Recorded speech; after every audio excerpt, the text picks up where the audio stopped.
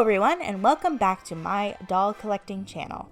Today I have a really exciting video for you guys, which is how to take really good photos of your dolls. But before we get started, this is a collab with ALLYCATLOVESAG here on YouTube, and she will be coming in frequently to tell you guys about her tips for how to take good photos of your dolls. Hi, I'm Allie from the YouTube channel ALLYCATLOVESAG, and on my channel we are going to be talking about tips for starting an AgTube channel, but even if you already have one, hopefully you will still find some tips in that video useful for growing your channel. My content is very similar to Sophia's content, where we both make a lot of doll list videos and more so talking videos, so if you enjoy her content, you will probably enjoy mine, so make sure to hop over to my channel when you are done watching this video. So make sure after you subscribe to Allie to come back to my channel and hit the subscribe button down below to be notified when I have new doll related uploads.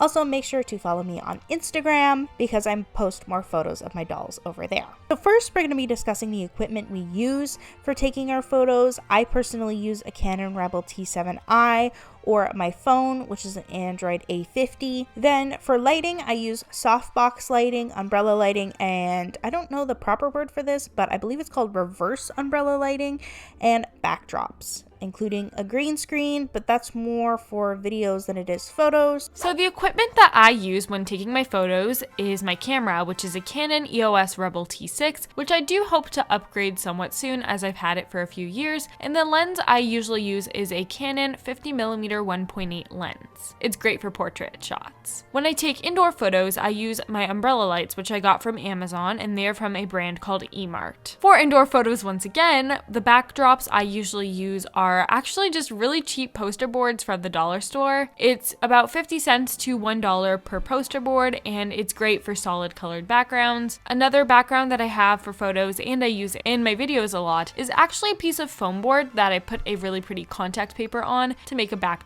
I've even used fabric sometimes to be backdrops if it has a cool pattern. And to edit my photos, I pay for the photography bundle from Adobe, which gives me access to Lightroom and Photoshop. So before you go out and take pictures, you need to plan what your photo is going to look like. It doesn't have to be exactly what the photo looks like, but just kind of a rough idea. So one of the first questions I ask myself, is it going to be a historical scene? Is it going to be a modern scene? Is it going to be kind of like a fantasy scene? Another question is it just going to be focusing on the doll, or are you going to have to create a scene with small doll objects and furniture?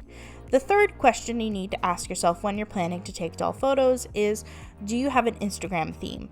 Personally, I take photos in threes, or I guess I upload photos in threes. So I have each row related to the same doll on my Instagram. So for example, if I'm taking a photo of my Rainbow High doll, I take 3 photos that I upload on Instagram. So it's a nice row. And then the next week I would post 3 photos related to American Girl, all from the same photo shoot. I personally just like it because I have a hard time choosing what single photo I want to upload to Instagram, but then it all has this nice related kind of theme going on. Now, you don't have to do that. You can do your Instagram however you want to, but if you do make a decision like that, just keep that in mind when you're planning your doll photos. Of course, you can just take photos of your dolls, but the best photos are ones that have at least a little bit of planning that goes into them. So to find inspiration, for me, I often look at places like Pinterest. So if there's a certain prop I want to use, I'll search up flower portrait photography to get some inspiration for poses or background ideas to work with that prop. I'll look up indoor photography ideas or outdoor ideas to get inspired. I also often get inspired by other AGIGers because they'll make a photo and maybe I really love the color scheme or the prop, and it will inspire me to take a photo in a similar way. Another type of photo that I like doing, I'm not the best at them, but I like just going to locations and doing it, are just recreating things from media. Whether you're recreating a book cover, a TV show, a movie, a music video, just recreate things that you enjoy. For example, I absolutely love K-pop right now, and one of my favorite groups is Twice, and their music video for their song Likey was actually filmed where I live. So I have been to a few of the music video locations with my dolls, and I've taken some photos there, and even though they weren't exact recreations, it's still really cool to take photos of things that I enjoy. And of course, as I kind of hinted at earlier, props. So let's say you got a really cool set of lights. Then maybe you want to take photos with that, and then you'll base your whole photo around that prop. Some background ideas for indoor photos I covered a little bit earlier when talking about my equipment, but just to quickly recap, you can use poster boards, you can use a set in your dollhouse, you can use foam board, you can use fabric, you can use pretty much anything you want.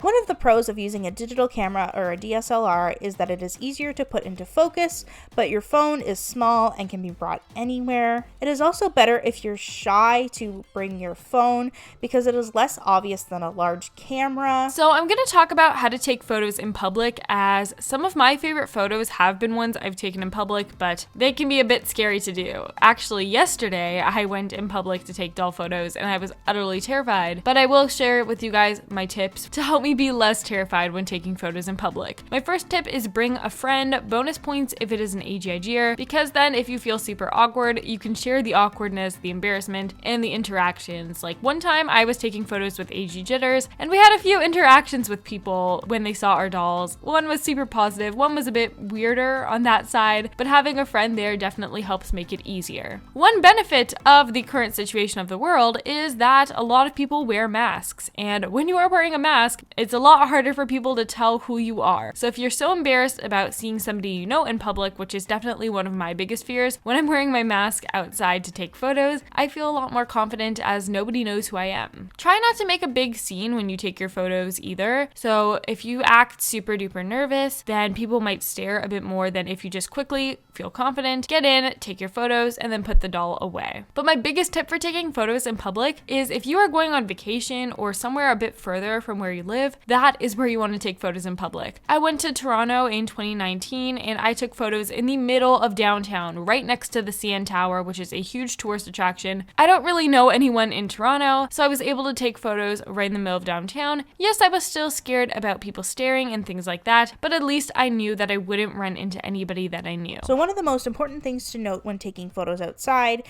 is don't forget your battery or your memory card. Now, I have done this so many times. Another question you need to ask yourself is how are you going to carry the dolls/objects? Backpacks, totes, and laundry bins, which is my personal favorite, work really, really well. Make sure it is overcast and to take photos in shadows. You never want to take photos of your dolls in direct sunlight because it just looks really weird and awful, for lack of a better word. It just creates all these weird shadows on your doll's face and it doesn't look even and smooth. So you always want to take photos either in shadows, so maybe like the shadow of a tree, or when it's overcast, so meaning that it's kind of cloudy outside. That way there's no direct sunlight hitting your doll, but it is bright enough for us to see what your doll looks like. Also, when taking your dolls outside, it is important to understand the risks of putting your dolls on pavement or that clothes can be damaged. Me and Allie both have had brand new dolls that we have went out to take photos of, and they have fallen on the pavement and scratched their nose. She had a brand new Gabriella doll. I had a brand new Felicity.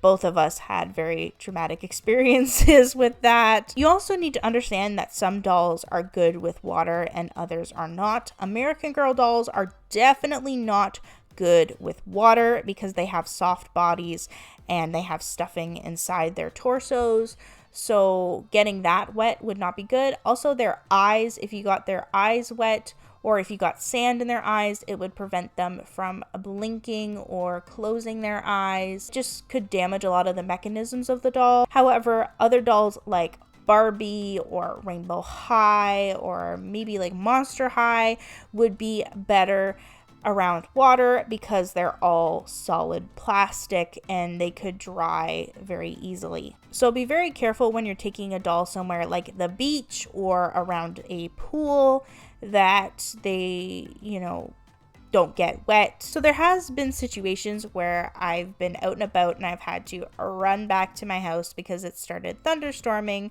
really quickly. So just make sure to always check the weather. But if you live in an area where the weather can change very quickly, like maybe you live in the mountains or something, make sure to bring maybe like a raincoat or something that you can like throw over the doll. So personally, when I take photos inside, I use softbox and umbrella lights. Personally prefer the softbox lights because I feel like I can get more light However, if you want something that looks a little bit more natural and soft and you don't need as intense lights, you can use umbrella lights. I personally do not recommend ring lights, and I know Allie doesn't agree with that either. And why we don't recommend ring lights is because it can kind of create this like light circle that appears in your doll's eyes like a reflection, and it just looks very unnatural. However, you can usually get a single umbrella light or maybe 2 umbrella lights for a comparable price to a ring light. So if you just pay a little bit more,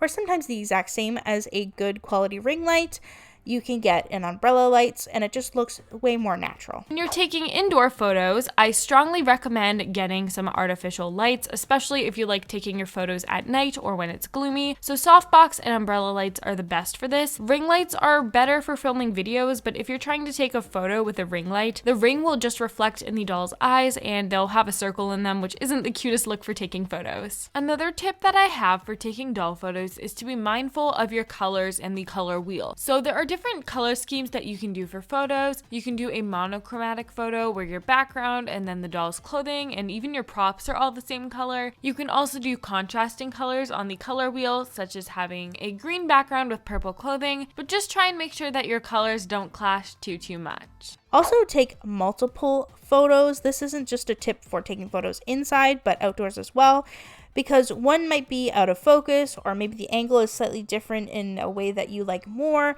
But if you only take one photo, that's putting a lot of risk in and hope into this one photo, when you could just take maybe like 5 or 10 more and then choose the best one. Another tip is to be creative. Take photos in front of mirrors or play with lighting and shadows. Personally, one of my favorite photos I have ever taken has been in front of a mirror, and that mirror was just sitting in my front hallway. Never really paid attention to it, and then I saw it and I'm like, oh, this might be a really good place to take a doll photo. I took probably maybe 100 photos in front of it, and some of them didn't really look that good, and this one turned out to be one of my favorite doll photos that I ever took. So personally, what I use is PicMonkey and the Instagram app. I have used Canva, and it works similar to PicMonkey, but I personally prefer PicMonkey, probably because I've been using it for years and I just know how to do everything on it. Most of the time, I would have to say 90% of the time, maybe even more, I just take the photos from my camera, put them on my phone, and then use an Instagram filter. In terms of some general editor recommendations, if you want to pay a bit of money, you can use Lightroom and Photoshop, but I believe there are some free versions available on mobile. You might just have to pay a little bit extra for certain features. PixArt is another great mobile editor. Apple has a good editor on devices such as your phone or your computer, just great for basic touch-ups, and Snapseed is another good editor, and I believe it has a free selection tool, which is useful for editing. They're all useful for editing, they're editors. So thanks again to Sophia for having me on our channel, and just a quick reminder to check out the video we did on my channel talking about AGTube tips to grow and even just to start a YouTube channel. Thanks for watching!